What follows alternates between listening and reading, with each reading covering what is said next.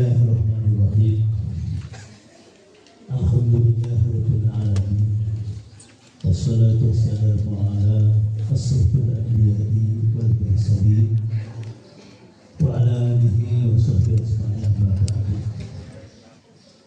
Kami muliakan kepada SMK Usaha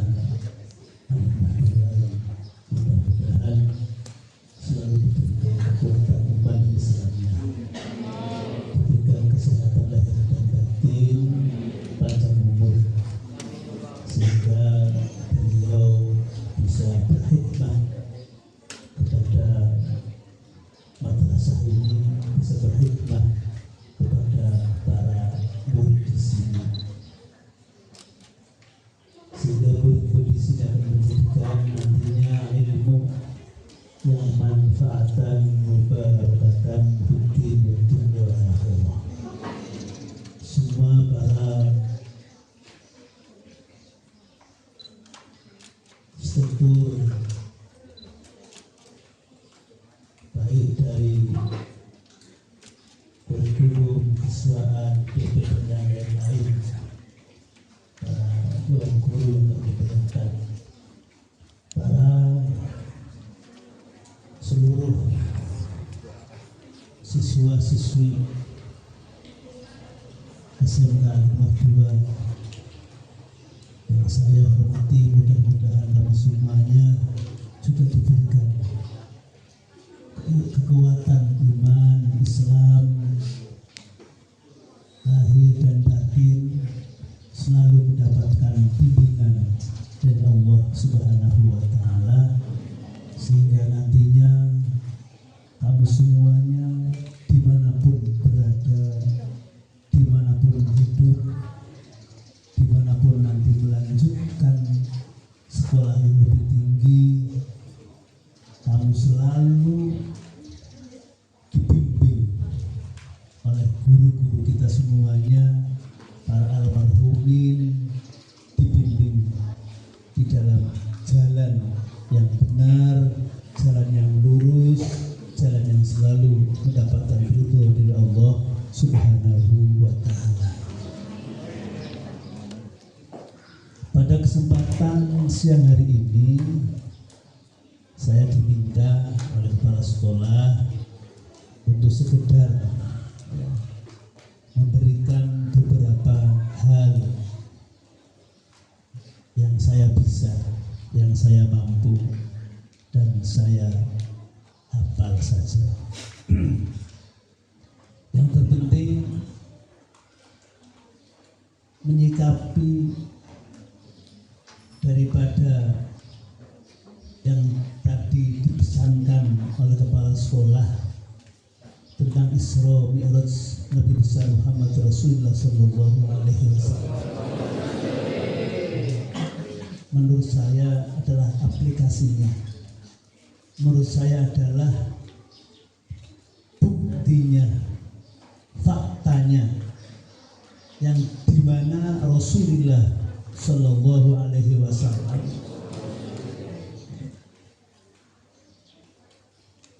perjalanannya sebelum diisrokan oleh Allah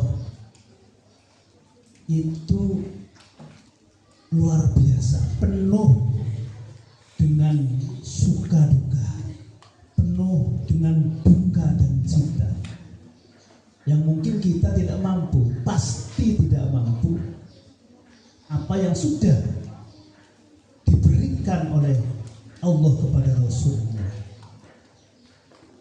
Apa itu? Pra Isra Mi'raj Rasulullah Sallallahu Alaihi Wasallam itu diberi Allah Subhanahu wa Ta'ala ujian yang luar biasa, penuh dengan kesedihan. Apa itu? Yaitu ketika itu meninggalnya siapa? Tahu enggak? Abu Talib itu siapa? Pamannya Rasulullah Sallallahu Alaihi Wasallam, yang ketika itu itu perjuangan yang dilakukan oleh Rasul, dakwah yang dilakukan oleh Rasul didukung, di-backing oleh siapa? Abu Thalib. Sehingga aman dari gangguan yang akan merintangi kepada Rasul. Ketika itu Sayyidina Abu Thalib meninggal. Sedih tidak kira-kira ketika kamu sudah ada yang membimbing, sudah ada yang mencintai, sudah ada yang ngopeni, kok meninggal dunia? Bagaimana kira-kira perasaan yang kamu lakukan? Sedih. Ya. Tidak hanya itu, setelah itu istri yang dicintainya siapa? Siti Khadijah, istri yang setia. Ya, mudah-mudahan guru-guru ini istilah semua. Amin, amin.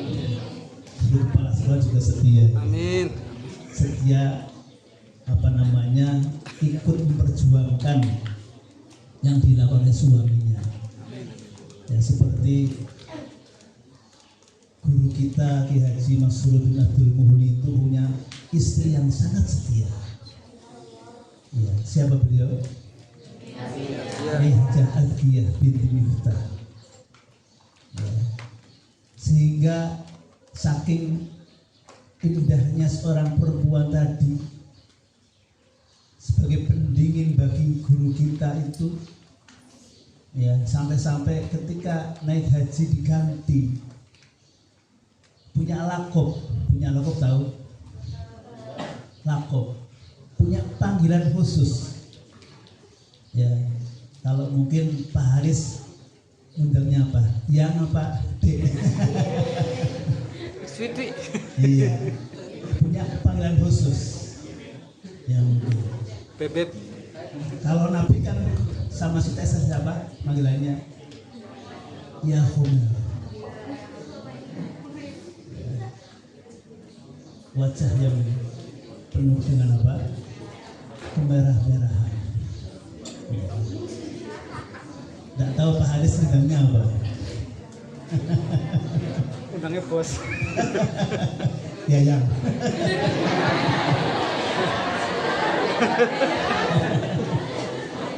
Yang terus yang.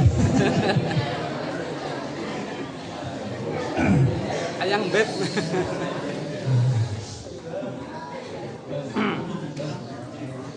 Yang guyu berarti yang pernah main cinta itu.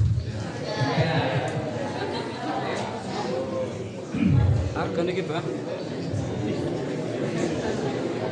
Itu ketika Nyai Hajah Alfiyah binti Miftah sebagai umina, sebagai ibu kita semuanya, beliau guru kita Ki Haji Masrur bin Abdul Muhni, ya, memanggilnya dengan ya Barid. Ya, kalau Nabi ya Khomero, kalau kepala sekolahnya sayangku. Kalau guru kita Ki Haji Masrur bin Abdul Muhni memanggilnya dengan apa? Ya Baridah. Ya Barid. Ya Barid itu artinya apa? Tahu tidak artinya? Astagfirullahaladzim. Kan ada guru bahasa Arab Pak Mahalia. Guru bahasanya siapa guru bahasa Arabnya? Pak Mahali. Pak Mahalia hadir enggak ini? Enggak hadir. Artinya ya Barid itu pendingin. Hai pendinginku. Ya. Begitulah kira-kira ucapan seorang laki-laki kepada yang dicintainya. Ya pendinginku, bukannya kulkas, bukan ya? Berarti gendut. Oh, tidak ya kulkas, repot paling loh. Itu luar biasa. Jadi ya, panggilan kepada seorang, ini saya nuturi gurunya loh ya, bukan kamu ya. Ini saya ketemu sama gurunya ini. Ya, jangan sampai ngundang namanya. Ya, bagian dari memuliakan seorang istri, bagian dari memuliakan seorang suami itu jangan manggil namanya, tetapi dikasih sebuah apa ya? Gelar. Sebuah keindahan, gelar keindahan, sehingga akan menarik hatinya, masya Allah, gitu ya.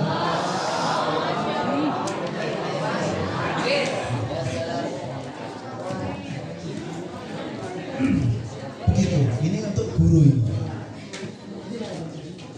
Ketika Rasulullah mendapatkan kesusahan, yaitu meninggalnya istrinya Siti Khadijah, Nabi sedih karena perjuangannya, dakwahnya yang selalu memberikan support, memberikan spirit, ya, itu suami istrinya. Sama seperti saya sampaikan, beliau guru kita Kiai Haji Masrur bin Abdul Muhni yang memberikan spirit itu apa? Istrinya memberikan spirit, ya. Sampai-sampai saya diceritani itu guru kita Kiai Haji Masrur bin Abdul Muhni itu undangan pengajian. Ya, ibu itu punya anak ketika itu 3, ya, 1 Abah Sola, satunya saya, ketiganya adik perempuan saya kembar, 3 anak digendong kabeh. Ya. Ketika Kiai Haji Masrur bin Abdul Muhni itu berdakwah, mengajarkan ilmunya sebagai bagian dari penerus warasatul anbiya ini, kemana-mana di samping ngaji sama murid-muridnya juga ngaji, berdakwah di masyarakatnya. Ketika itu apa yang didapatkan? Naik dokar ke daerah Cinanas, katanya daerah Buaran sana, pengajian malam. Habis pengajian tidak dikasih makan, tidak dikasih ongkos transportasi kalau sekarang, ya, nyewa dokar dulu. Siapa yang di sini itu naik sana, pulangnya apa? Habis pengajian tidak dikasih apa-apa, hanya dikasih singkong. Nanti singkong budin dibawa pulang. Padahal, ya, yang diharapkan oleh seorang istrinya apa? Berkatnya, nasinya. Kalau dulu kan pengajian dapat nasinya. Tetapi apa? Seorang istri yang luar biasa, ya, ketika suaminya datang tidak membawa bekal apapun, senyuman yang dia apa? Senyuman yang dihadiahkan. Nggak tahu kalau guru SMK ini, nggak tahu suaminya ketika horornya terlalu Kepala nanti misu-misu bah. ini Jadi kepalanya peliti. kamar dikunci ya Pak Aris ya, Nggih. nggak dapat jatah ya. Nggih. Ampun capri mawon mangke Gus, mangke kula. Ya ini pelajaran menarik, karena kamu juga nanti calon apa? Ibu dan bapak rumah tangga. Pernah di suatu ketika itu almarhum ibunya ini, karena kehidupan guru kita Kiai Haji Masrur bin Abdul Muhni itu penggawe mulang, tok esuk mulang, sore mulang, pagi mulang, malam ngaji di luar. Sehingga sampai-sampai pernah apa keterlatan, ya, bahan makan untuk makannya.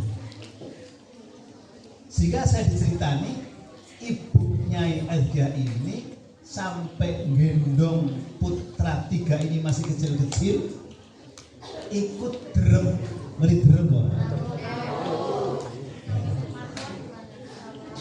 Ikut derem di mana? Di sawah sekitar ini. Ini dulu daerah sawah ini, daerah pertanian.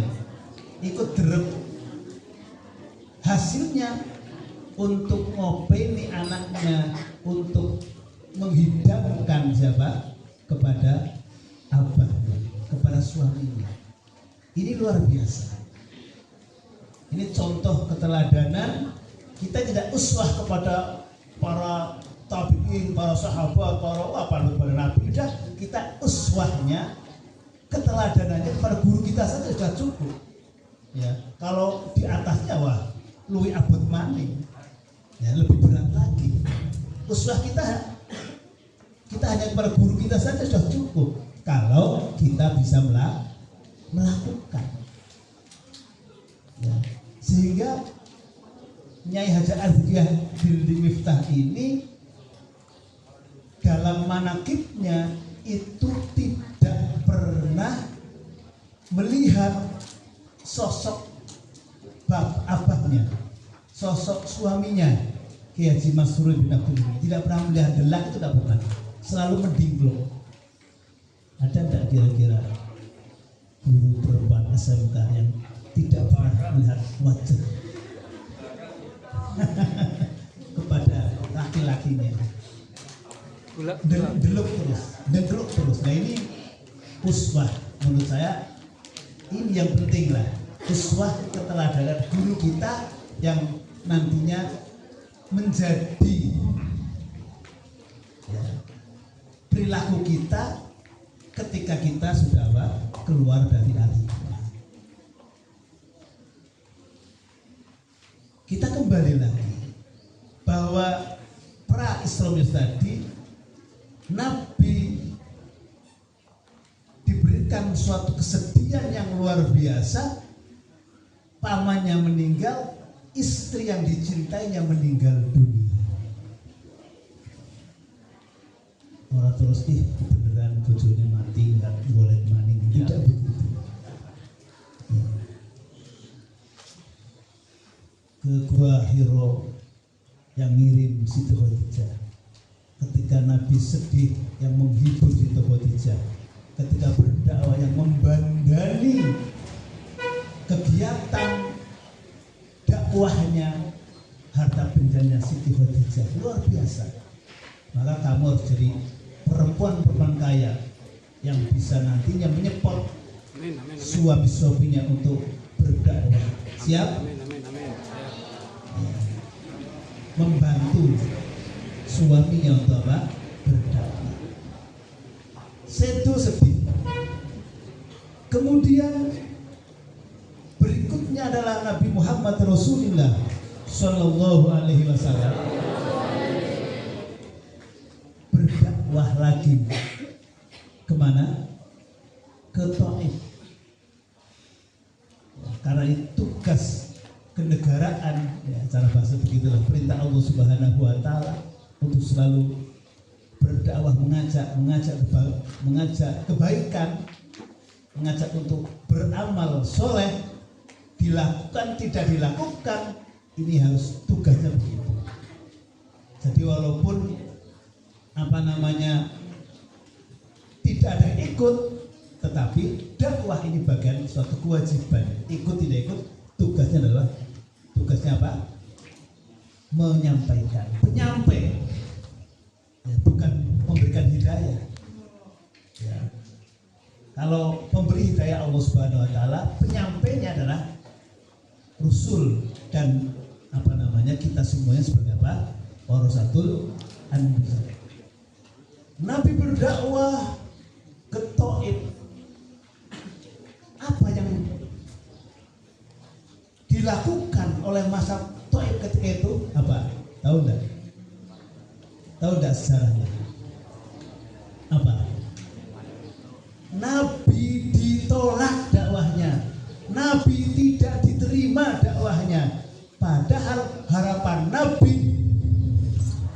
melakukan dakwah ke sana diterima, dihormati.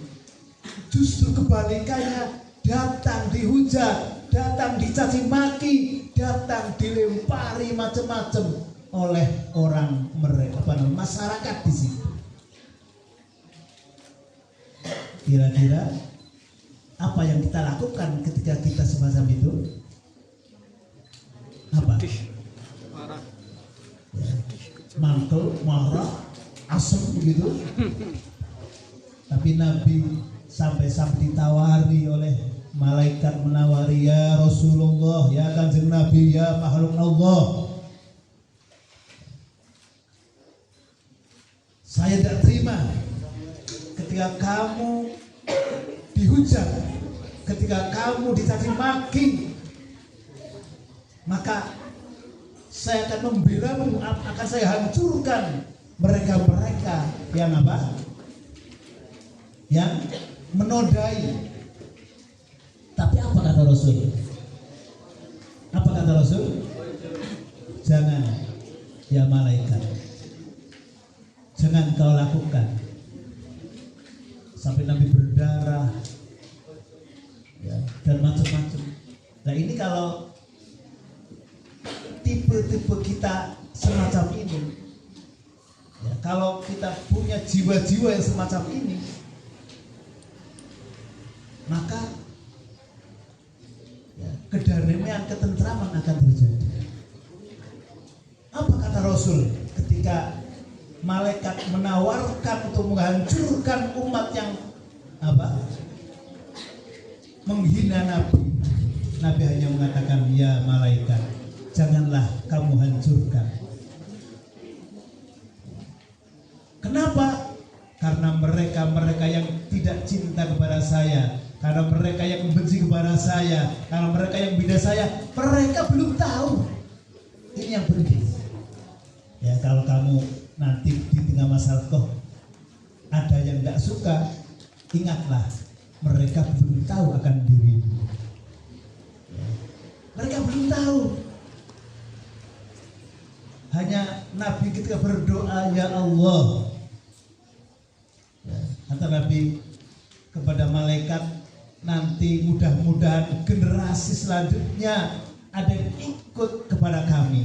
Kalau dihancurkan sekarang tidak punya generasi, tetapi ketika didoakan barangkali nanti generasi dzurriyyah kedua, ketiga akan ada yang masuk mengikuti apa ajaran kami, itu ajaran agama Islam. Itulah luar biasanya Nabi kita Muhammad Rasulullah Sallallahu Alaihi Wasallam. Ini sebelum beliau diisra-mi'rajkan oleh Allah Subhanahu Wa Taala, duka, cita, sedih dan sebagainya, sehingga terjadilah Isra-Mi'raj itu dalam rangka itu tadi, memberikan tanda-tanda kekuasaan Allah Subhanahu Wa Taala, juga termasuk mendapatkan perintah karena kasih sayangnya Allah Subhanahu Wa Taala kepada Rasul dan umatnya. Apa itu? Perintah sholat yang semestinya 50 waktu menjadi 5 waktu. Itu bagian rahmat Allah Subhanahu kepada Nabi. Diisrakan untuk melihat kekuasaannya, ditemukan dengan para rasulnya, ditemukan dengan para nabinya di atas sana. Untuk apa? Mereka Nabi bertemu langsung dan bercerita. Ternyata tidak Nabi saja yang melakukan dakwah penuh dengan rintangan, tetapi dari nabi-nabi terdahulu sampai nabi menjelang akhir pun sama perjuangannya, Pak. Ya, perjuangannya penuh dengan rintangan. Nabi Nuh hanya dapat berapa? Nabi Lut hanya dapat berapa pengikutnya? Nabi Hud dapat berapa pengikutnya? Tidak banyak. Ya. Itu yang terpenting dari perjalanan Isra Mi'raj Rasulullah Sallallahu Alaihi Wasallam ini ya adalah tugas Nabi diperintahkan apa? Sholat 5 waktu. Yang ini sholat 5 waktu itu menjadi pondasi, menjadi bekal kita, ya, karena nanti ketika kita sudah mendapatkan gelombang yang kedua yaitu kematian, ya, karena manusia kan ada 3 tahapan. Tahapan pertama adalah ketika kita dilahirkan, kita sudah tahapan pertama hidup. Yang kedua nanti kita akan ada tahapan yang kedua apa? Kematian. Tahapan ketiga itu apa? Manusia dibangkitkan dari kubur, namanya ba'as, yauma tub'atsu, ya, dibangkitkan semua makhluk untuk apa? Ketemu dengan Tuhannya. Kemudian di sana apa? Ditanya awalu, yang pertama ditanya tentang amal manusia di hadapan Allah Subhanahu wa taala apa? Sholatnya. Sholatnya bagaimana? Bagus enggak? Oh bagus. Ya. Sholatnya, sholat wajib di waktu, penuh enggak? Oh masih ada yang belum. Sholat sunnahnya bagaimana? Oh penuh, dan sebagainya. Ini sholat menjadi bekal untuk kita bertemu dengan Tuhannya. Sholatnya baik, maka yang lain menjadi apa? Baik. Sholatnya jelek, maka yang lain menjadi apa? Menjadi jelek. Maka itulah harapan kita. Yang penting jogo sholat. Sholat jangan sampai apa? Tertinggalkan. Saya diceritani oleh Abah Masrur, guru kita. Itu dulu di Ketanggungan. Tapi saya tidak pernah mengkostek, cuma saya diceritani saja. Ya, berkahnya seberkahnya aja ini. Ya. Ini luar biasa. Ada seorang supir angkutan. Kerjanya hanya supir. Supir gajinya berapa? Bisa kita lihat. Bosnya mobilnya banyak sekali. Ya, tidak hanya angkutan saja, tetapi mobil pribadi juga banyak. Ya. Tetapi apa yang dia lakukan ketika menjadi supir ini cerita dari beliau, guru kita Kiai Haji Masrur bin Abdul. Ini cerita supir ini setiap azan sholat, ya, azan sholat ini mobil mesti berhenti dulu di masjid. Sholat, penumpang ada tetap sholat, penumpang tidak ada tetap sholat. Kan abot ini, ya. Kalau lagi santai di sekolah ada azan Allahu Akbar, Allahu Akbar. Kira-kira guru-guru siswa, ya, skors azan atau apa kemudian melanjutkan ngobrolnya atau melanjutkan sholatnya? Kira-kira. Ya, kalau mungkin para kita semua sudah melakukan umroh, melakukan haji di Mekah, ya, di Mekah itu, di Medina dan sebagainya, ketika azan Allahu Akbar, Allahu Akbar, ini toko tutup kabeh, ya, toko tutup kabeh, semua berlari menuju panggilan ilahi. Ya. Nah, pondok pesantren yang di dalamnya diajari tentang itu, kira-kira sudah melakukan belum? Ya. Kira-kira sudah melakukan belum? Itu yang terpenting. Nah, mudah-mudahan nanti kepala sekolah, ya, tidak hanya menganjurkan, tetapi mewajibkan, ya, kepada para gurunya, kepada para siswanya, apalagi ini sudah ada fasilitas apa? Sholat. Kalau tidak cukup bisa lari ke belakang. Ya. azan, Allahu Akbar, langsung instruksi kepala sekolah, ya, semua para dewan guru, semua panitia untuk wudhu, mengambil air wudhu. Sedikit kurang, nanti kepala sekolah akan menyiapkan air sebanyak jumlah siswa yang ada. Nah, untuk apa? Memfasilitasi apa? Supaya ini bisa dilakukan. Isra Mi'raj kita, bukti kita, realisasi kita itu aja udah, ya. Peringatannya kita peringatan kita faktakan, aktualisasikan dengan praktek. Tidak hanya teori-teori sejarah, tapi ngerti sejarah atau praktek. Ya, ini menurut saya eman-eman. Ya, nanti kepala sekolah bikin peraturan perundang-undangan. Siap Pak Kepala? Siap. Ya. Nanti ibunya kepala sekolahnya. Siap. Bergilir. Hari ini Pak Kepala Sekolah, hari besok nanti wakil-wakilnya terus bergilir. Ya, setelah itu baru pembelajaran sekolah, sehingga pikiran adem, pikirannya tenang, sembahyang sih, sholat tidak rungsang. Ya, apalagi nanti dijatah makan siang.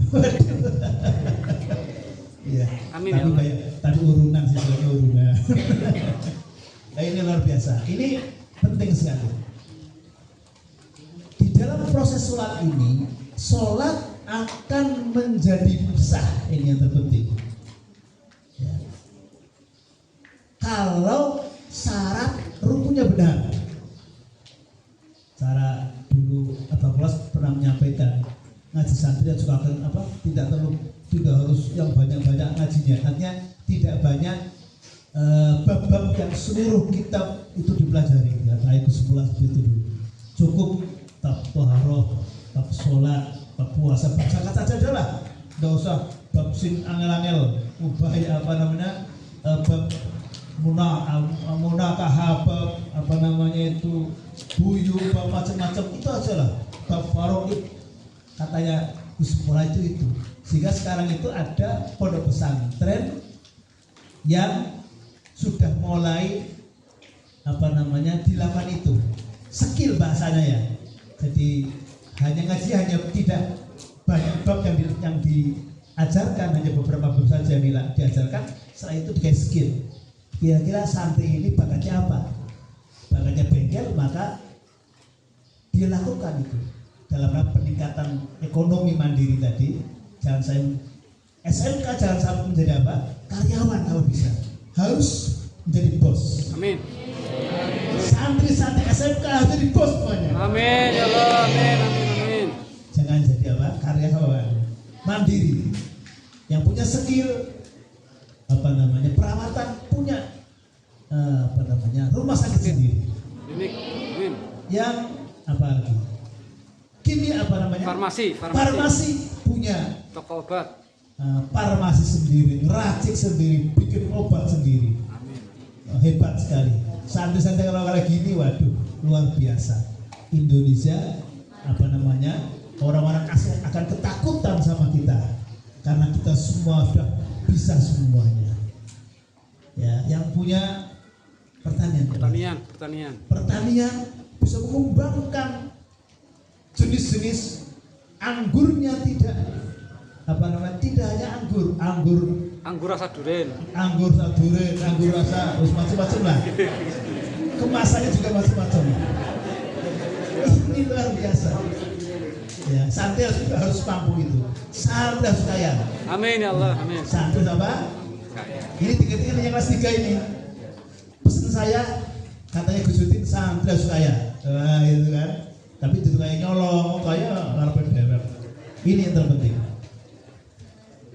Syarat sahnya sholat kita harus perlu tahu, rukunnya harus tahu. Itu terpenting. Ini penting sekali. Sehingga muassis Al-Hikmah ini, siapa muassisnya? Siapa? Tahu enggak kira-kira? Santri? Ki Haji Khalil bin Mahali. Ini muassis. Beliau pertama menanamkan kepada masyarakat. Beliau pertama menanamkan kepada para santrinya apa? Tahu enggak kira-kira sejarahnya beliau? Toharoh. Tahu enggak? Toharoh. Masa toharoh. Toharoh itu apa? Sesuci. Sehingga beliau diceritakan setiap harinya bersilaturahim kepada masyarakat sekitarnya, sowan ke rumah tetangganya. Dalam rangka apa? Dalam rangka melihat. Apa yang dilihat? Tempat apa? Wudhunya, tempat kolamnya dilihat sama beliau. Itu kayak dulu, nggak tahu kalau sekarang. Ya, kalau kayak sekarang nggak tahu. Kalau kayak dulu begitu langsung sowan silaturahim kepada penduduknya, melihat. Dilihat, oh ternyata ini di sini apa namanya? Ukuran standar kolamnya ini kurang dari standar fikihnya, pulatain 2 kolam atau 60 kali 60. Terus tempat WC-nya, tempat pipisnya dengan tempat keluarnya itu dilihat sama Mbah Kiai Khalil bin Mahali. Sudah standar syariah belum? Kira-kira cepet Anda, karena laki-laki dengan perempuan itu cara pipisnya berbeda, ya kan? Kalau sama berdirinya, laki-laki bisa satu arah, benar enggak? Tapi kalau perempuan bagaimana? Kayak hujan. Jos. Nah ini yang kalau sama berdirinya berbahaya, ya kan? Ini kalau nempel sama tembok yang di sekitarnya, ya, atau nempel sama baju yang dipakainya menjadi apa? Kalau sudah najis bagaimana sholatnya? Ini penting. Ya, kurikulum fikih harus ada prakteknya. Yang seperti yang dilakukan oleh muassis pertama Kiai Haji Khalil bin Mahali. Kalau Kiai Khalil dulu bab mutanajis, ada najasah, itu dipraktekkan dulu sama santrinya. Ketika ada burung apa namanya? Pipis, burung pipis, burung apa namanya? Berak bahasanya apa? Atau ayam di situ.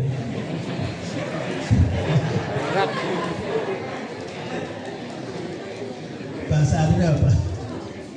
Ya saya gue lah ya. Ngising lah bahasa Indonesia. Paling halus niku. Sama Mbah Khalil nanti saya dipanggil, "Cung, sini Cung." Katanya begitu. Saya ditanya sama Pak Masrur. Dalam Mbah, itu di musola ada kotoran dari ayam. Ini Mbah, itu yang sudah kamu kitab saya sudah diajarkan di dalam bab najasah, kira-kira itu jenis najis apa? Ngaten. Nah terus naik ngaten itu bagaimana cara membasuhnya, cara menghilangkan najisnya? Ngaten Mbah, coba praktek. Nah ini kan penting, prakteknya yang terpenting ini, tidak hanya teorinya. Teori penting, praktek lebih apa? Sama seperti kamu di mana? Di kesehatan, di mana prakteknya itu tidak teorinya, teori, praktek. Nah dalam ibadah juga begitu, teori dan prakteknya harus dilakukan. Bab najasa ada berapa? Tahu enggak kamu? Najis itu berapa bentuk? Ada mukhafafah, ada mutawassithah, ada mughalladzah. Kira-kira kamu bisa prakteknya enggak? Mempraktekkan ketika ada anjing, bagaimana cara basuhnya? Kira-kira sudah praktek belum kira-kira? Bab di sini nih. Sampun, sudah? Belum. Nah nanti insya Allah ini semester kalau bisa nanti kepala sekolah ada praktek ibadah yang ini nih, yang menjadi bagian terpenting di dalam Isra Mi'raj Nabi Muhammad Rasulullah SAW. Itu kuncinya di toharoh, kuncinya sesuci. sebagai syarat kita akan sahnya sholat. Tidak hanya itu, ketika kita sudah tahu syaratnya sesuci, syaratnya sholat, kemudian rukunnya.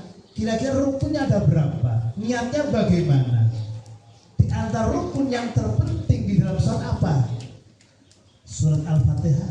Nah kira-kira sudah benar enggak kita membaca surat Al-Fatihah? Ya. Nah ini luar biasa. Ini banyak sekali yang masih banyak mestinya, tetapi itu sajalah apa namanya. Ini sudah jam 12, kita tidur hizban. Masih banyak yang saya sampaikan, tetapi waktunya tidak nuntut ini. Ini sudah menjelang 1 jam. Yang terpenting monggo ya nanti satu apa jamaah ya bisa apa namanya dijadwalkan oleh sekolah ya semuanya jamaah sehingga menjadi kinclong semua wajahnya ya Allah. Kemudian bab najis, bab toharo nanti diperkuat apa namanya prakteknya satu persatu.